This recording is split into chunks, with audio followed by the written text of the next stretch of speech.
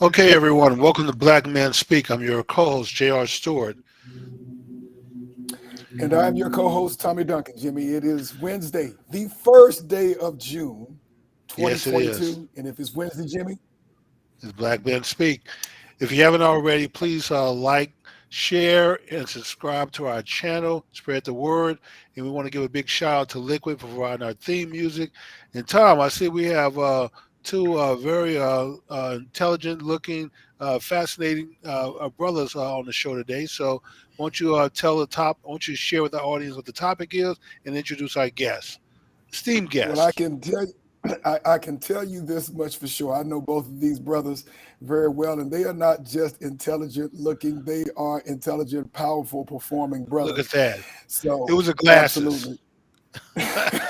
you know, the glasses always make you look smart. Absolutely. So they don't need the glasses, but you know what? After you get a certain age, Jimmy, you need those glasses to read. So I do the same thing. But ladies and gentlemen, we are here tonight to talk about a very serious subject. As many of you may know, we talk about the most provocative issues that are affecting the African American community globally. And, you know, among our top three, if not number one, is education. So we're going to talk about what's going on in the classrooms in your city and or around the world. The theme for tonight's show: can African Americans outachieve Asians in the classroom? Why aren't African Americans outachieving other groups in the classroom? We're going to talk about that today. We want your participation. The chat line is open. The phone line is open if you would like to call in. But we have two brothers who have been And Tom, what was in that phone this number again? In case 972 497 2280 972 497 2280. But what we're going to do is have each of our guests to introduce themselves very briefly. We're not going to waste any time, and we're going to get into the topic. So we will start with brother Terence Robinson out of Houston, Texas, has been an educator for many, many years. Have him to introduce himself, and then brother Casey Smith, who is out of Louisiana. Brother Robinson. Thank you again for having me. My name is Terence Robinson. I am a native Houstonian, graduate of Cashmere High School, Houston Tillerson University, Prairie View A&M University, where I have my master's in education administration. I have a Okay. doctorate from the University of Houston with the emphasis and focus on policy and leadership. And I've been in education for the last 23 years. I currently serve as a school support officer in the Houston Independent School District, and where I supervise 16 elementary schools at this time. Wow, Thank very you very impressive, much. brother. Thank you very much, Brother Robinson. Brother Smith, introduce yourself, sir. All right, good again. Thank you for inviting me to this platform. My name is Casey Smith. I'm actually from the Southern University. So my Master's of Arts in Teaching is from Southeastern Louisiana University. I have been in several administrative roles for over the last 10 years, also including with teaching and dealing with advanced placement, ACT program, mentoring kids, getting them to that next level. I don't know if you would believe it, I still have students who I am mentoring. They're actually in their 30s now. So and So it's a sometimes life process. they call me 2 or 3 o'clock in the morning with questions and concerns. So and I told them if I'm up, I'm going to answer your question. If not, I get back. So I have been like a long life educator for over 20 some years. So I'm still working with ours, what they call at risk, but I believe our students are at risk with our students. Okay. Brother Dr. Robinson, I have a daughter who will be entering into University of Houston this fall. Okay. So, Great institution. Great institution. So, Jimmy, let's start having this conversation. And Jimmy, we have had yes. so many podcasts pertaining in one way or another to our young people, young Black men in particular, because we as men have to set the bar and be mentors of them, but we also, you know, have to make sure that we are paving the way for their success in the next generation. And so, Jimmy, let me know your thoughts because you kind of introduced this topic. And I thought it was a great topic, but let me know your thoughts about the importance of this, and then we'll start asking a few questions of Brother Robinson and Brother Smith, and we'll see where this conversation goes. Okay. Well, part of it, how we got here, Tom, is I was looking at a study. I think it was a Harvard study. I was following a lawsuit that Asian organizations have against Harvard for their admission policy, limiting the number of Asian kids they allow in to matriculate.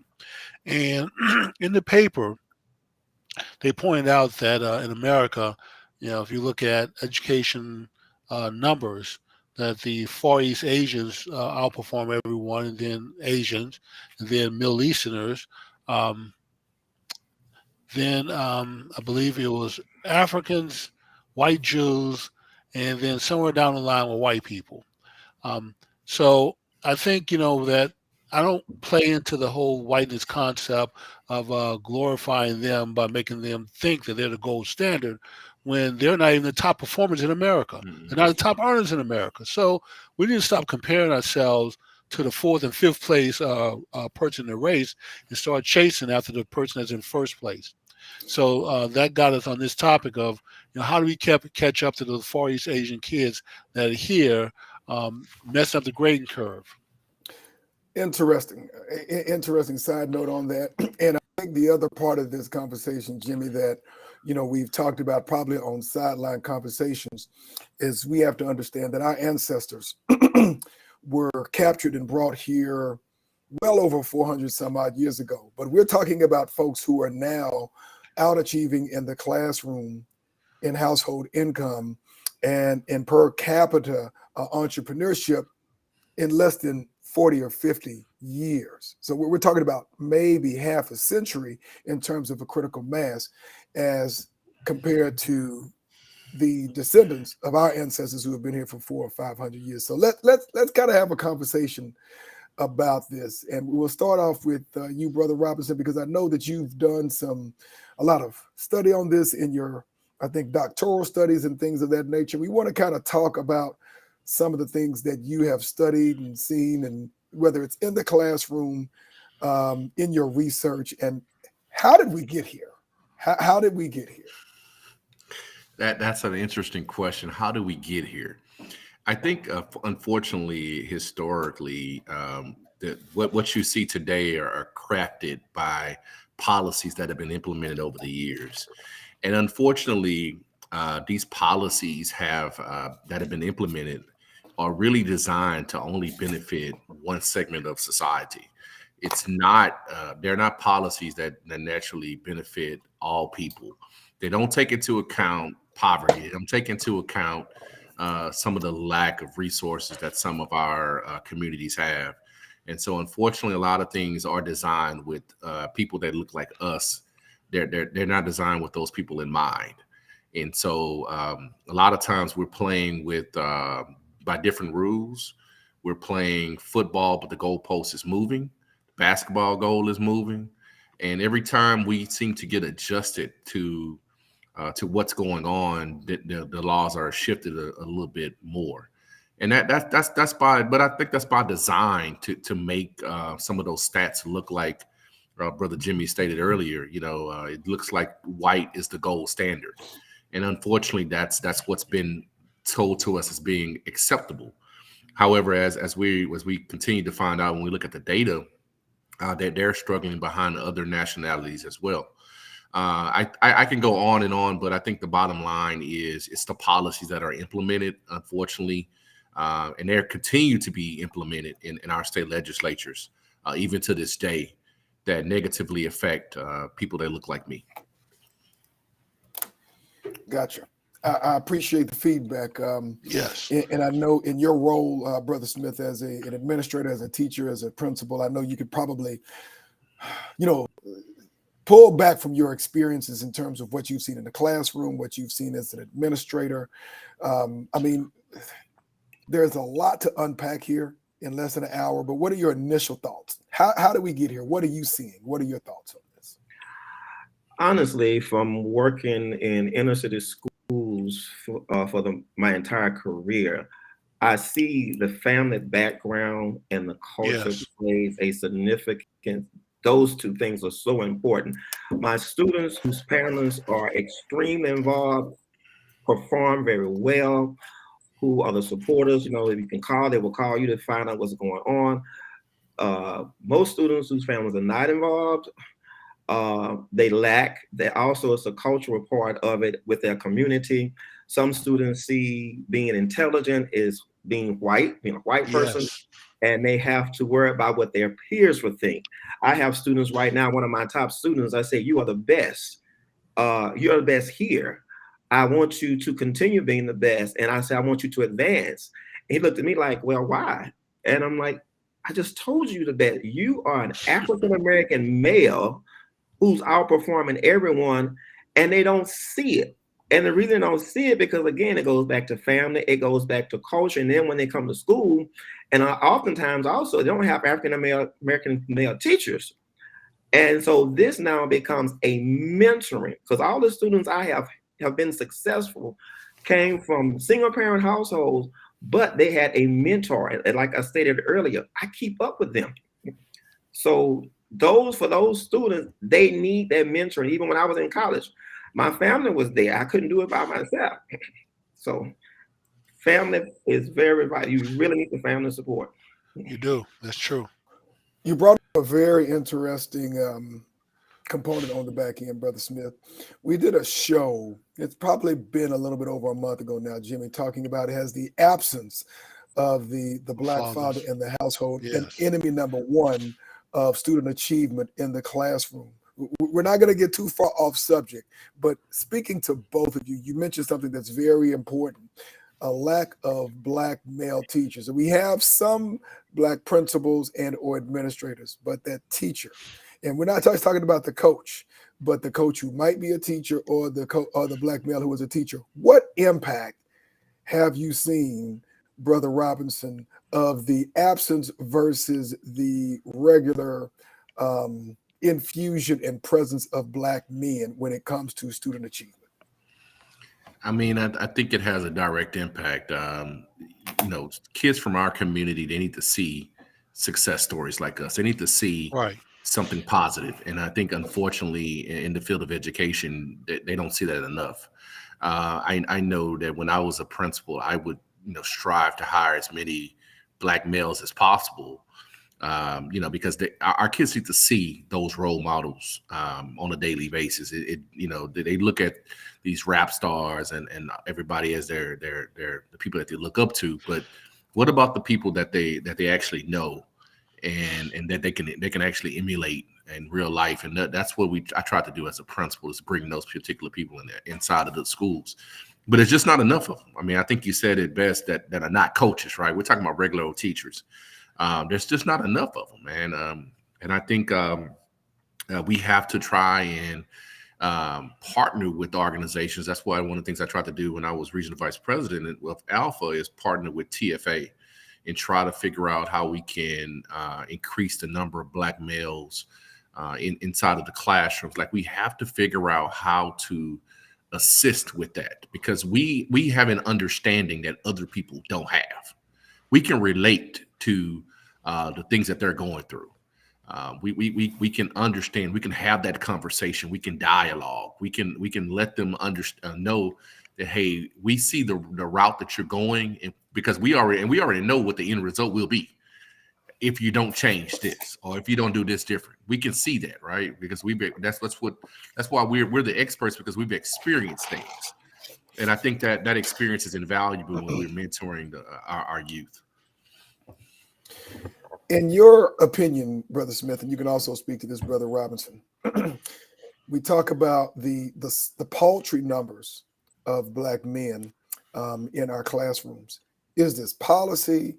Are there other factors that have contributed over time to low numbers of Black men? Is this a byproduct of integration? After these 60s and 70s, what are you guys' thoughts on that? Starting with you, Brother Smith. From the African-American men I know, I've spoken with several, and they're not in the classroom other than coaches. And the one main thing is that they don't want to deal with the discipline. Many of the African-American students have discipline issues, and the teachers have not had some of the proper training in order to deal with them. If they have that type of training, that will also assist them with dealing with those students. Also, another is the pay is low. for some of the men, and they don't want to deal with that as well. And also for some of our men with these in the core classes, you have to be certified. And so some are also not passing the practice, because that's not an African American thing. That's a nationwide thing with dealing with those issues. But me in particular, when I was in school, elementary school, there were no black males. Middle school, I had the shop teacher was a black male. The PE teacher was actually female. And in high school, and I went to predominantly white high school, they had one black, the civics teacher was African-American male, and the agriculture teacher was male. I cannot remember with a school of 1,000 students. And I was the civics teacher, I loved being around him because he was African-American male. And he made sure I was on, and the librarian was African-American male. And I'm going back to that mentoring. They made sure I stayed on task to make sure I was going to be successful. So again, teaching is more than teaching. You have to be an educator, and you have to care for those students. And that's a lot to put on your plate, especially if you have a family, because even the coaches are bringing home the students' issues and resolving those issues, and that's taking away so much from the family. So a lot of the males are like, man, I'm not doing all this. I'm gonna pick another career. I'm not gonna pass the practice. I'm not gonna do this. I'm not dealing with this. It's just too much going on. If this is not resolved, and we're going to get back to the central theme of this, if we do not get more black men into our schools, grammar level, junior high, high school, what is the potential fallout for our kids? We understand that they're already not performing at a high level, but if there is not a significant change where black male faces become more normal, what do you see as the potential fallout? And we're already performing and or underachieving by practically every critical mass group. Yeah, it's going to get worse. I mean, there's no doubt about that. I mean, that's the way it's trending. I think that the importance, though, are how do we substitute for the lack of teachers is we have to increase the amount of mentoring. There have to be substitutes for teachers inside of our buildings. I remember looking at that video from Shreveport where they had the dads on duty, and I can't remember what the organization was called, but efforts like that to increase the presence of males would definitely be an assistance that for environments where there needs to be more awareness of structure, not necessarily punitive discipline, but restorative practices, right? We need to be working on efforts to increase our counseling, increase social workers. So it's a lot of different components, man. I remember being in college and I worked in the state house as an intern. The gentleman I worked for at the time, state rep, had a bill where he proposed to fund a social worker in every high school around the state of Texas. This was in 1997. Okay. Now, that bill was voted down and didn't even make it out of committee by the Republican right because of the simple fact they looked at it as being offering social programs, welfare assistance kind of type of programs. But when you think about efforts from 25 years ago, and you think about the impact of a social worker in every school and how it relates and how it could help kids with the social emotional components that they struggle with so mightily, that's forward thinking. Like, we have to think outside the box. These kids don't act the way we acted when we were in school. They don't learn the same way we learned when we were in school. They don't respond to correction the same way that we responded when we were in school. These kids are different, but we have to adapt to what we're doing to fit their needs. Okay, Tom, if I may, I want to interject a couple of questions in. I assume that everyone here is familiar with Paul Dunbar High School, the four around the country: Fort Worth, Lexington, Baltimore, and D.C. And when those schools opened, especially the one in D.C., they opened with a starting point of being able to compete with the elite schools in the Northeast. And when you look at the graduate list of folks who came out of Dunbar High School, it reads like the who's who of Black history.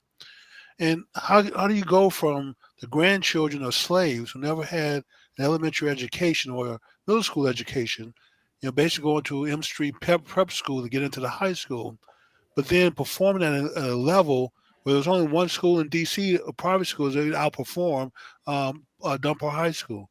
So how do you go from grandchildren of slaves who didn't have a formal education being able to outperform white schools at such a high level and be known for academics to where we are now, where the Dunbar High School is only known for sports? What happened in that transition? Great Dr. question. Robinson, maybe Great you could question. start the No, conversation off. hey, I got a response for that. I can definitely tell you what happened on that.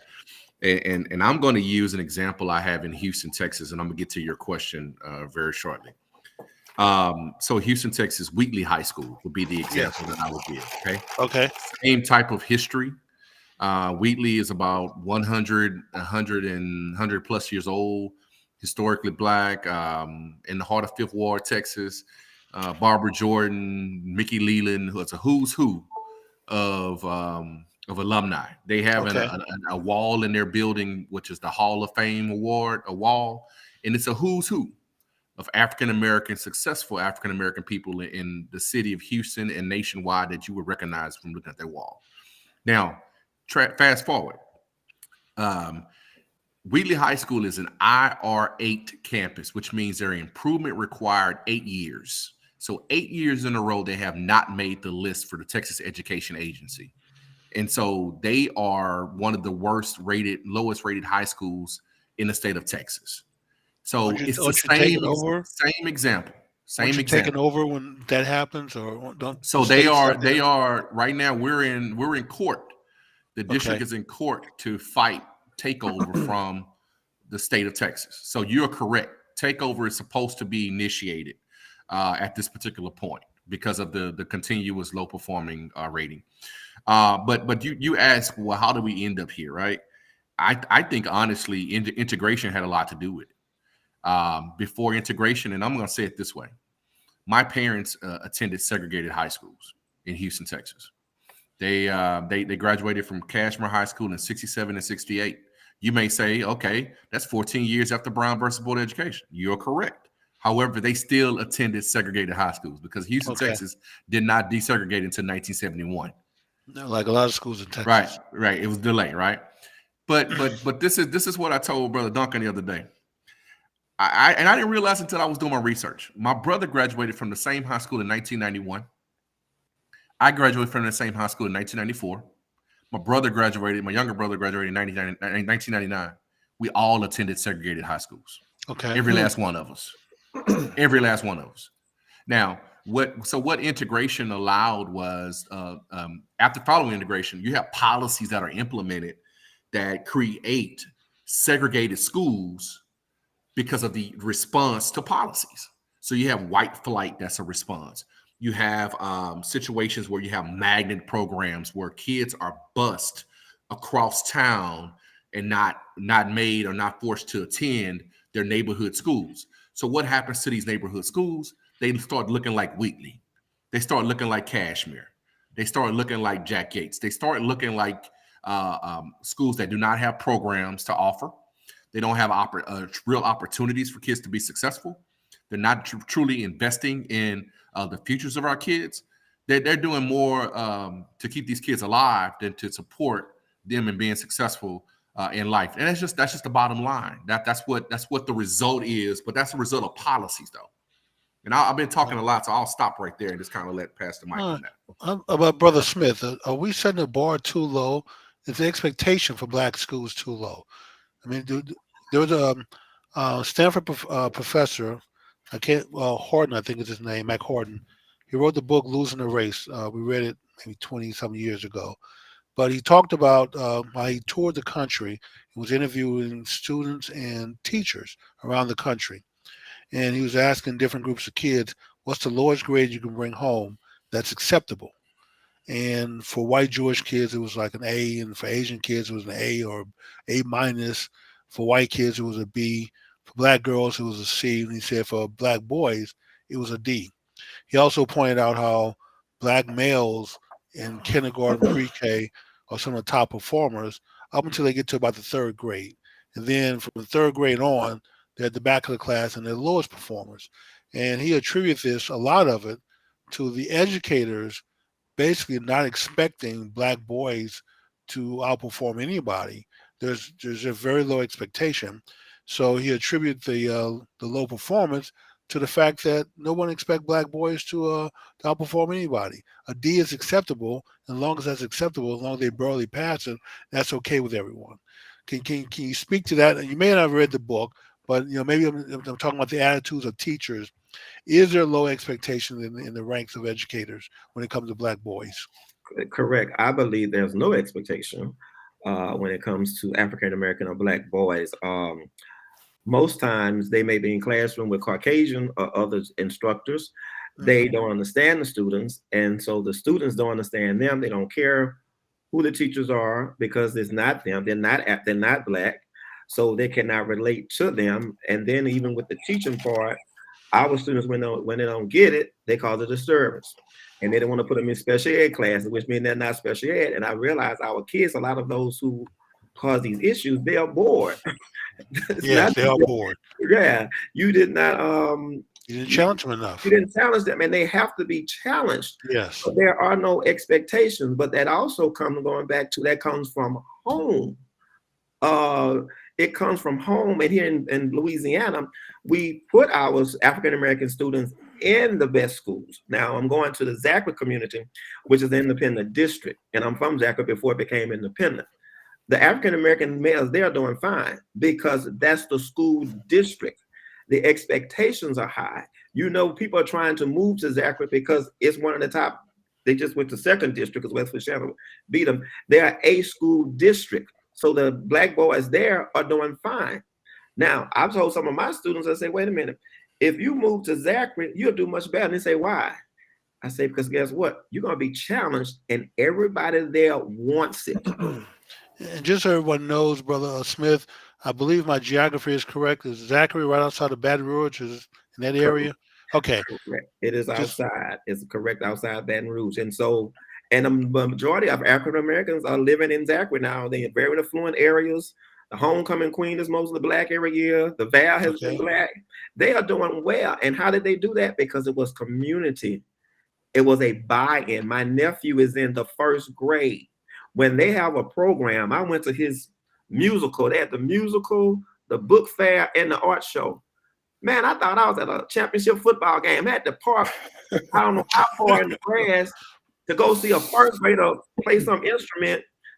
But the black parents, they are going to come because they know it's a great school. They have some of the best teachers because the buy-in, and they want to be number one. So when you have that, yes, the African-American males, they do fine. When you don't have that, there's no one there to mentor them. There's no one there to guide them. So guess what? It's lost hope because, again, we always say what you see is what you'll be. So they don't see them to other schools and then do it. And how is this the first time we're hearing about Zachary, Louisiana, and their success? I mean, this should be national headline news. Well, of course, but they're not. But they're not going to put that in national headline. But it's not a black district, though. Yeah, they're not going to put it. Yeah, I was going to ask you, what are the demographics of the Zachary area? I'm not sure now. When I was there, it was mostly white. Now they're actually number 2 now because West Feliciana, which is a country like they've taken over number 1 because it's hard to stay number 1, but Zachary is still an A school. Okay. But everybody wants to, because of the property taxes so high, they want their children in the Zachary school district, and that's just a fact. It's a growing population. And my sister, her kids, she say, my kids are only going to Zachary. If they can't go to Zachary, they can go anywhere. So it's still what is it again? Because this looks like we have black students who are going to a kind of a mixed school. It's not a predominantly black school. Correct. So what is it that makes this school district so different for black children and black boys in particular than other schools that are in mixed districts where they don't seem to achieve the same results? Expectations. There we go. It's the family support. It's the family. Like I'm telling you, the most, I don't want to say, if they had a parent who's very, I don't want to say hood or whatever, her kids are going to learn. She's not going to come to the school causing a scene. She's not going to do that. She wants her child in the best school district. And that's just a fact. And it's, some of our parents we blame our parents at times, but again, sometimes it's a lack of knowledge. But when you mention a kid in the Zachary School District, it's like, wow. For example, I was working at an inner city school, and I was a advisor for FBLA, Future Business Leaders of America, and I had the football team, all black males. They had never competed. They were like, well, what am I going to do? I said, you're going to do well against them. I'm going to prepare you. They said, well, how the girls look? I said, they're pretty girls. They're not going to talk to us. We from the hood. I said, if you carry yourself the right way, they won't know you from the hood. Don't worry about it. Well, guess what? The Zachary girls talked to them. They got on stage. They won because I was building that confidence. You can do it. Don't worry about the Zachary girls. They're just girls. They're going to like you because you're going to be prepared. And now, for a fact, they had to see that. So once they saw it, they brought it back to the school and told everybody, hey, man, I got to compete against the best schools in Louisiana, which is like St. Aug, the all-boys school in New Orleans. Some of the other areas. You were St. Aug, yes. They could compete. But guess what? They had a chance to do it. Someone believed in them. And that's the extra, because I go out above and beyond with working with the kids to make sure they're successful. Again, everybody's not going to do that. So again, it seems like a lot of our kids don't know how smart they can be if they apply themselves. The message from society is not uplifting for us. And sometimes we don't uplift and put a positive message out there for our kids. Unfortunately, it all falls on the educators to do the raising and teach ethics and try to inspire these kids with no support from the parents. So that is not a winning hand for success. We need everyone working on the same page. And when we compare black families to Asian families, they have more two-parent households. They spend 15 hours a week, I believe, on average, doing homework and studying, whereas the average non-Asian American kid spends 7 hours. That's everybody else lumped in there. So when you have that dynamic of a strong family, strong focus on education, and a sense of you got to get this done because we expect you to get it done. The bar is set so high, that's a good winning formula. Any kid, regardless of their background, can succeed with that hand. You take a lot of those out. Every time you remove one of those cards, you weaken the hand. One parent or no support, no confidence, like you said, no one to believe in you, and then you pair that with educators who don't expect you to do very much anyway. So, and then sometimes I hear from teachers that if you really try to do your job and educate kids, you hold them back because they haven't mastered the work, you may not get your contract renewed. And so everyone's just taught to push everyone along, keep the pipeline flowing, and get your contract renewed and get your bonus. Correct. So I'm hearing two things here. You talked about this a little bit earlier, Brother Robinson, policy and how that impacts the environment that the kid's in. And then both of you, of course, have talked about parenting, which sets the expectations for those students, whether they are in a poor school district or whether they are in a wealthy school district.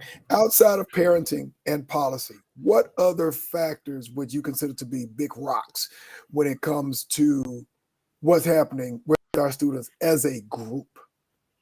It's also the social emotional component. Like these kids have a lot of issues that they're trying to manage themselves. True.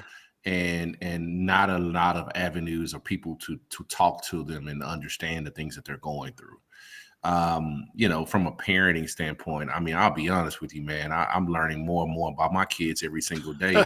And I'm realizing these are the same kids I'm feeding every day. I don't even know them like I think I know them. These kids are very interesting. And I'm a parent who pays attention to a lot of things, but for instance, when you talk about what type of stuff are we talking about? So I'm just talking about even, I use my son as an example. My son is very much of a quiet kid, right? Mm-hmm. But when it comes to social media, he's not quiet. Mm. Like you wouldn't even know that. So he loses the introverted veneer when it comes to social media. Okay. Exactly. I had to learn that. I learned that. I was surprised. It blew me away. I had no idea this kid had 5,000 followers on Instagram. Oh, wow. Good Lord, man. I mean, it blew me away. You know what I'm saying? Like, how do you do that? Yeah, I don't understand. You should come on Black Men Speak and teach us how to do it. Yeah. Yes, But we can use 5,000 followers. and you're like what? Like that's not my son. Yeah, it is. Yeah, that's him. But that's just an example because they have outlets that are different from when we grew up. Right. We were more of I'm gonna talk to this girl on the phone. I'm gonna be in my closet, but I'm gonna be on that line, and that phone line gonna stretch all the way through the house, kind of talk, or we're gonna be giggling and kikiing on there. My parents pick it up, hang up that phone, Hey, that's how we did. These kids don't do that today. They don't talk on the phone. It's all through this is all they do the whole time. Mhm. Y'all ever walk through an airport? I'm this kind of person. I walk through an airport. I just stop to see what everybody's doing. On their phone. Everybody's like this. Even the people who's supposed to be checking to make sure that the nobody should be going up the escalator on a one-way TSA. They Yes. like this. Like everybody's Yeah. on their phone. Nobody talks. Nobody communicates or values building relationships That's true. anymore. It's all this. It's all interpersonal and kind of connected and isolationism when it comes to how we communicate. And I think that's one of the biggest things that the kids have now. They're more comfortable doing this than they are communicating. That creates a lot of problems. It creates trauma inside of the minds of our kids. And then it also creates a disconnect where we don't understand what they're truly going through. We can't relate. And we'll follow up on that, brother Robinson, Dr. Robinson. I don't know which one you prefer. Man, call me Brother Robinson, man. Okay, I don't like Brother nobody Robinson. calling me doctor, man. Okay. We Um, good. We are good. So I saw an article that suggests that even though a lot of Asian graduates are very smart and companies hire them for a lot of science and tech jobs, STEM jobs, they don't do good as managers because their interpersonal skills, like you're talking about, are not that great. But this article also pointed out that in the end, that the true winners are going to be those people, regardless of their skills or knowledge or background, are the ones who have those personal skills, because all business is built on that for the most part. Mhm. You have to be able to talk to someone and have them believe in your concept or your proposal. You have to be able to do business on a handshake and have people trust you. And only the people who are good with personal skills are going to be able to do those things. The rest of these folks with the phones doing this, all they know is this. You can't do business this way. You could do a job that way. You can't really have much of a career that way. But the true winners in the end, I mean, those people who know people, Mhm. they have I people agree. skills. I agree. Well, while we're a little bit a little bit over halfway through the show. We want to welcome Brother Frederick Roberts. Brother who is Frederick's in the on house, the winner. Yeah, absolutely. We thank you for joining the chat room. If there's anybody else out there, if you'd like to infuse any questions or thoughts on the chat line, please do that. Of course, we still have the phone number open. Let's talk a little bit about this. So you talked a little bit about Brother Smith, Zachary school district, and how well the students are doing, Black students in particular. But that's an exception, unfortunately, it seems like, based upon most of the studies that we have seen, not the rule. So I don't know if it's a model per se, because I mean, every school district or every Different, city yes. or county is not going to be a Zachary. But if we're talking about the best interest of our children, the next generation, whether we're talking about Gen Z, who are kind of in that age bracket where they're getting out of school, or what the next bracket generation looks like after Gen Z, we have got to have a very hard conversation as to why African-American students who have been here as long as anybody else are at the bottom of the achievement totem pole when it comes to all major demographic groups. And what is it realistically that is within our control that we have to start pushing for as people, we as Black men, in order to change the narrative? Jimmy said, hey, we're gunning for number one. I mean, obviously, we'll kind of go to a basketball moniker. The Milwaukee Bucks are out, but now you have two teams who are gunning for number one. If we're gunning to be the most academically high achieving group, given the structural issues that we're dealing with socially, given with the issues, Brother Rosman, that you were talking about in terms of factors that are continually pushing our kids back, we won't even, well, we can talk about this. Mass media and who their influences and or their idols are. We have kids who are obviously doing well in school, but when the greatest influences are folks like Megan the Horse and Cardi Z Cardi B, yes. and folks shooting the ball, but they got $500,000 worth of this on their neck, but they're not talking about reading a book or doing anything that's going to build entrepreneurship and economic empowerment in our communities. I see that as an issue because those are the folks who are influencing our kids, not folks who our parents grew up with, whether we're talking about the Malcolm X's or the Martin Luther Kings, or the other folks who are saying, hey, go out there, achieve at your highest level, build your communities, build families, and really give your all to your community, so to speak. Everybody's trying to, I'm just going to make, some of this now. Tom, one small correction, although it's minor. We do outperform the American Indian on the reservation. Okay, but that's a whole different. I don't know if that's worth celebrating. I mean, I like to that's do a what whole we've different done about conversation because I Zachary. would say probably the most difficult conversation to have, beyond, our ancestors is the way that the American or the indigenous Americans, we'll call them the indigenous Americans, were treated, by white America. But getting back to the point, what is it that we have to have a conversation about, within our households, within our churches, within our fraternities, within our, 100 Black men, within, amongst brothers like ourselves? We have to make a change. True. We'll start with you, Brother Smith, and then go to Brother Robinson. I'm looking at also with early childhood education, because again, with the data, when those students don't have the cognitive skills starting off, it's less likely they're going to graduate, which that's just the basics that's dealing with their cognitive skills between in kindergarten, they're low performers throughout their school. And also we have to think about those of us, the African-American males or females who are successful, are you living in those neighborhoods? Because we become successful and then we go to the country clubs. Yes. And so again, the kids don't see you because you're not in the country club. You're not in this this gated community because you want to feel safe with being with Caucasians and also with others. So again, the students don't see you. I understand the safety part, but the students get a chance to see you. And also the things that we're talking about, we need the mentoring program starting in the elementary level. That's true. For our students. That's when they start the school. When they first start school, they need mentoring.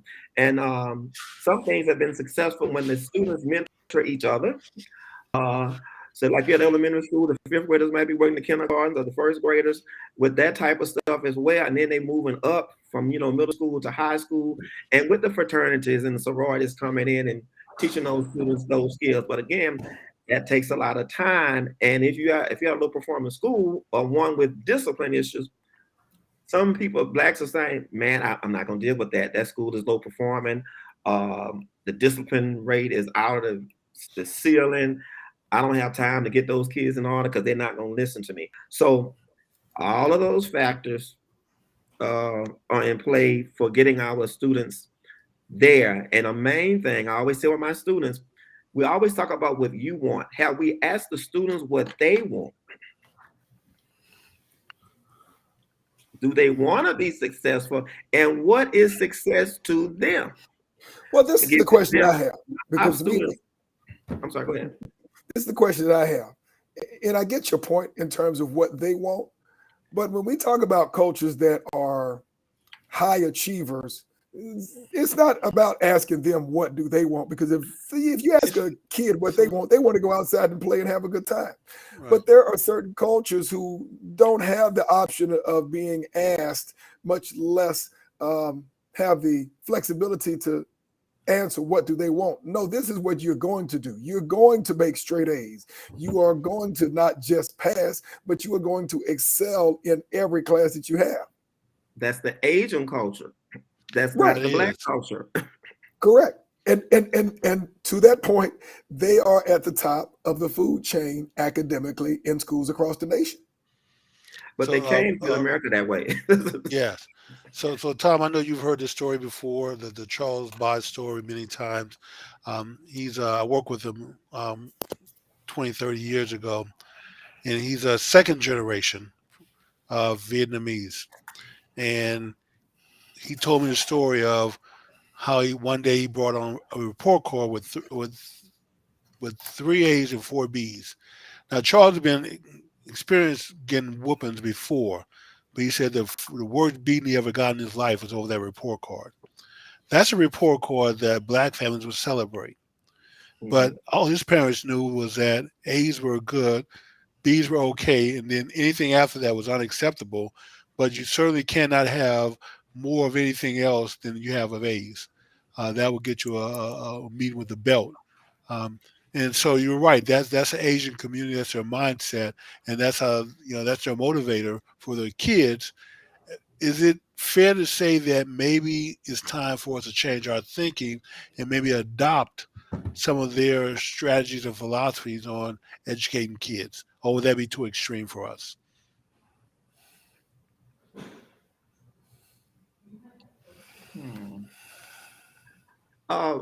I don't think it's too extreme. I'm also thinking about our students' parents are so young. Like with my age, I'm the grandfather age with the kids. Yeah, it's the blind leading the blind in some houses, man. Yeah, I mean, that's true. So they need training themselves. Yeah, it's the parents need the training. The parents need the training. Yeah, no doubt. It's really the parents. It's the parents. Yeah, there's no doubt. So right. if I could chime in real quick, Yes, when you look at the point the brother just brought up about early childhood, and I agree 100%. I'd like to tell. I'll be honest with you. I don't believe in the achievement gap. I think that's just a false. I don't believe in it. I think there are opportunity gaps.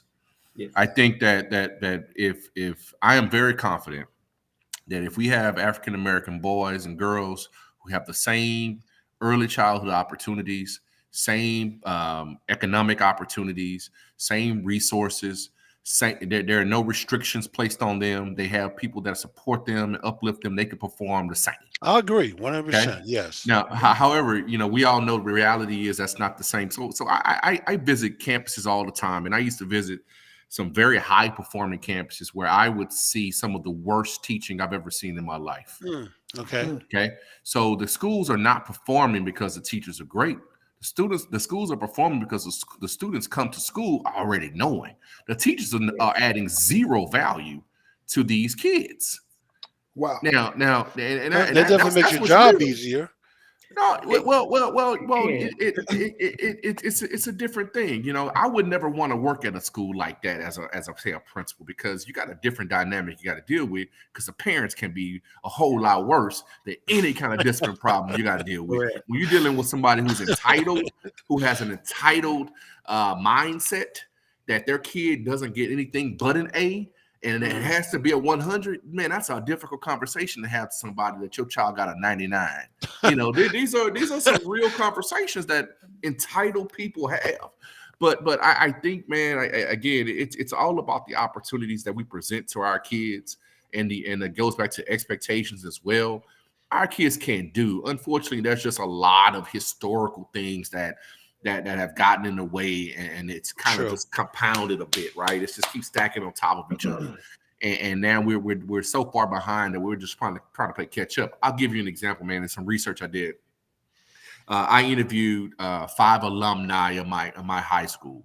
All 5 did not finish college on time. Okay. Out of that 5, those 5 alumni, 3 finished. They were all 3 ladies. The 2 men, they dropped out of college. But all 5 said something very interesting. They were not prepared for college. They were not prepared. They said their high school experience did not prepare them. That's a lot of our kids. Oh, thank you. I like that segue. I evaluated Ben Franklin. Ben Franklin is the number one in New Orleans. In New Orleans. I did the evaluation 3 years ago. They're on my old campus. Right. It's few blacks there, African Americans there, the ones who are excelling. But what's going on when they come into ninth grade, if they can't make it, they get kicked out. And the reason they can't make it because did their A at their middle school compare to one of the top schools A. And when you get to Ben Franklin, it's nothing but rigor. So I tell my kids now, I say, now you got an A in this class. You didn't do that much. I want to travel. I want to do this. You didn't want to go ahead. I say, but now, I'll be honest with you. If I take you to Sherwood Middle, can you this say no? I say, why? Mr. Smith, I ain't gonna put all that energy in doing all that work.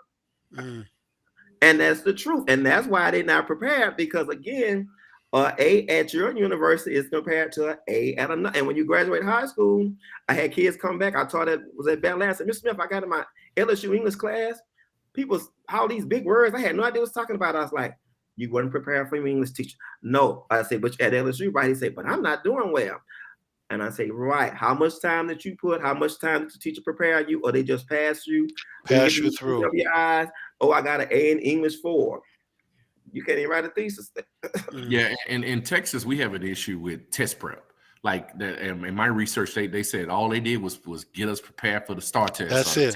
The tax test. So they teach you STAR to the tax, test. yes. They're teaching for the test. And these So a kids, year and a half just teaching for the test. Yeah, exactly. I mean, they basically would say they would shut it down for a semester, and that's all they would do was test prep.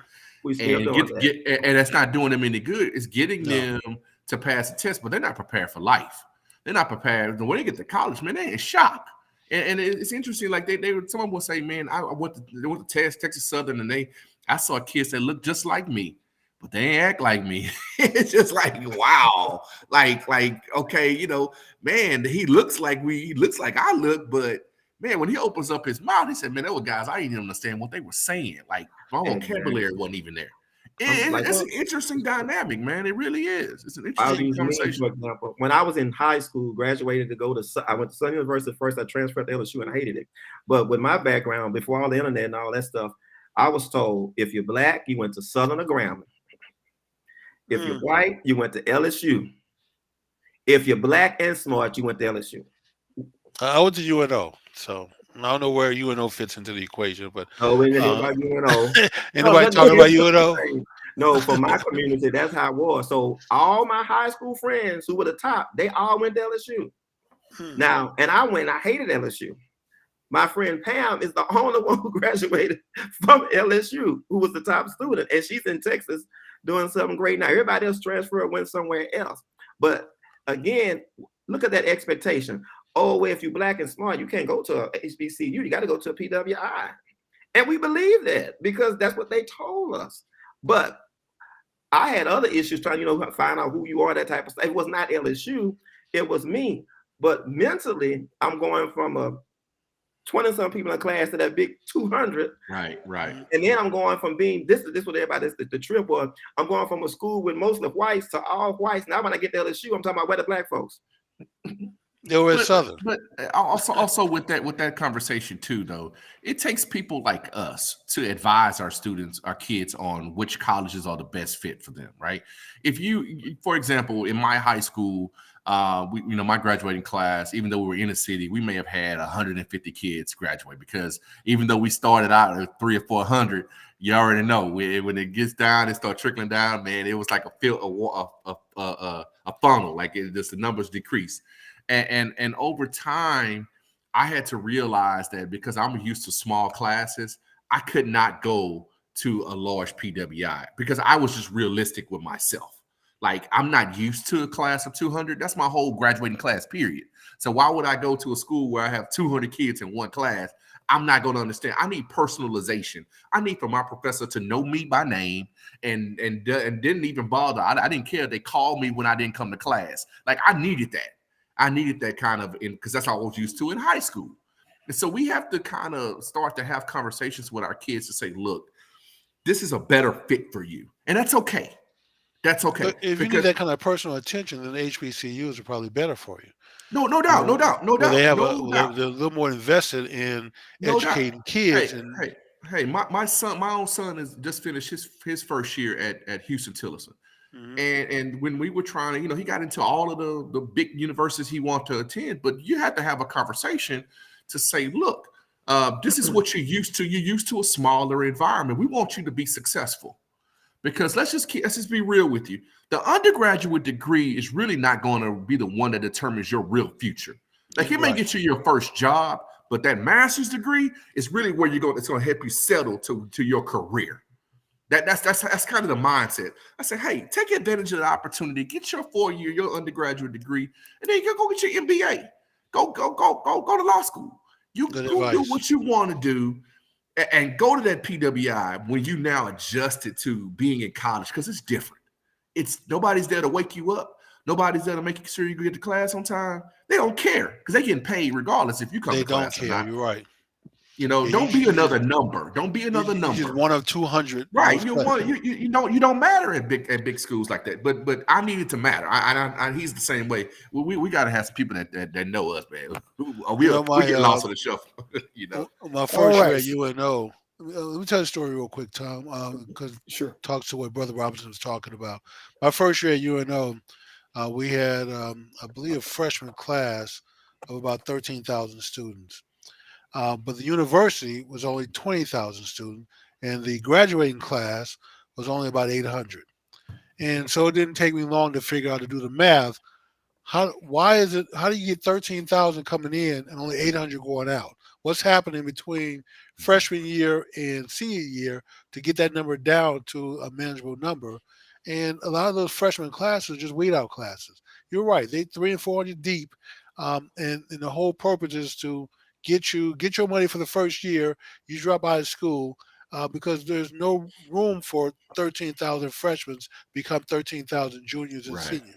Right. The system is just not built that way at a lot of white universities. And then you see like Michigan State and other large universities who, Texas A&M with 70, 80,000 students. Do they graduate 80,000 students every year? No. So, you got to be careful. You need to go somewhere.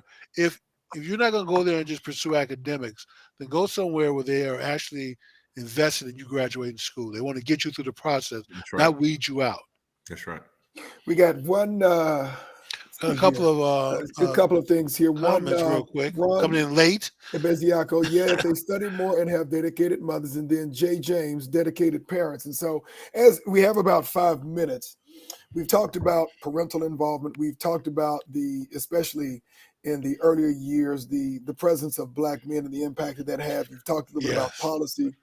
But as we close out this conversation, and obviously we know that every student isn't built the same, but if we multiply this across the Black community and we talk about our kids' ability to be able to outperform all other groups, including Jimmy, Asian American students, what is it that we have to focus on? We know everybody's not the same, but obviously every Asian American student is not the same. Every Eastern Indian is not the same, but they are performing at a high level. Cultural dynamics are different in our community than in other communities. Let's come up with a couple of things that we believe can make a difference in not just closing the gap, but lifting up and driving our students to exceed other groups as a whole, not just at the individual level. What are your thoughts? I'll say growth mindset. What does that mean in your terms? Being positive and not looking at the negativity that you can overcome anything. We even teach the elementary, the second graders about having having a growth mindset, because they have to believe in themselves. And that's the bigger picture, because even with parents helping, I have some kids who have both parents and they're not doing well because they don't want it. So I always tell my kids, doesn't matter what you do, it falls on you. What do you want out of life from your education? Not because I see your parents have a lot of money, but that's not your money. So what are you going to do to become successful? Not what your parents have done. Very good point. Very good point. So I think for people that are involved in education, we have to commit to change. We have to commit to mentoring. We have to also commit to success. I think a lot of times, unfortunately, we are more punitive to the situation than helpful. When I look back on my time as a principal, I suspended too many Black kids than I needed to. That stuff doesn't help. That stuff just leads to kids being incarcerated. It leads to a road of death eventually. Like what can we do personally to help that? I think that's one of the things. So I definitely believe it truly, and I don't want to use this term that's overused. It takes a village. But I think in so many instances where there are not parents, like there has to be somebody to substitute and to step in. And I think that's a key cog in our community. If somebody didn't step in for my dad, I wouldn't be here. Like my dad was raised by his grandparents, and they were too old to even care. I mean, that's just how it was. But at the same time, Tommy, I want to say the lady's name is Megan the Stallion, not Megan the horse, as you said earlier. Megan the horse. I got a kick out of that one. And now keep something in mind though. She's got a degree from Texas Southern University. Yes, she does. So she needs to change some of the content in her lyrics. That's all I'm saying. Yes, she does. I'm just messing with you, man. I thought that was funny. Well, brothers, it is about a minute until the hour. This has been a very engaging conversation. I want to thank you for taking time out of your business schedules to share some insight with our listeners. And Yes, Jimmy, to your point, now we have people who are chiming in on the chat line. Always at the end, when it's time to wrap this show up, I wish some of our listeners would come join us at the top of the hour rather than the back of the hour. But we want to thank whatever the monikers are, Jay James. We want to thank you. We want to thank you, the winner, which is Brother Frederick Roberts, Ron Bezieko. Continue to come back. If you have not, please subscribe so you'll know when we're having this conversation. We want to thank you, Brother Robinson. We want to thank you, Brother Smith. One, for what you are doing for our kids every day, because they're on the front line. A very thankless job. It can be very difficult. It takes a lot of your time, not just doing work hours to do what you do. And we want to thank you. But to our listeners, to our stakeholders who are listening to us out there, please do understand what they are saying. We all have to be involved in order to ensure that our kids, the next generation and the generation after that, are going to be successful, so that they can be the greatest achievers and achieve a success in life. We have to be able to hand the baton to somebody. So we've got to pour into them. We've got to show the energy and the passion. We've got to pour love into them so they understand that, we may set a high bar, but it's nothing above what they can achieve. Because quite frankly, if a Frederick Douglass can be a slave and become one of the greatest orators in the history of this country, there is not anyone who can't achieve whatever they will. That is true. With that being said, we'll close out today's show. We will have a very, very brief prayer, and then we will go ahead and allow everyone to close. If everyone could bow your heads. Dear Lord and gracious Father, we thank you for bringing us here today, Father, that we might share some insight, knowledge with our listeners. Father, we want to thank Brother Robinson today. We want to thank Brother Smith today for the work that they are doing for our young people in their communities.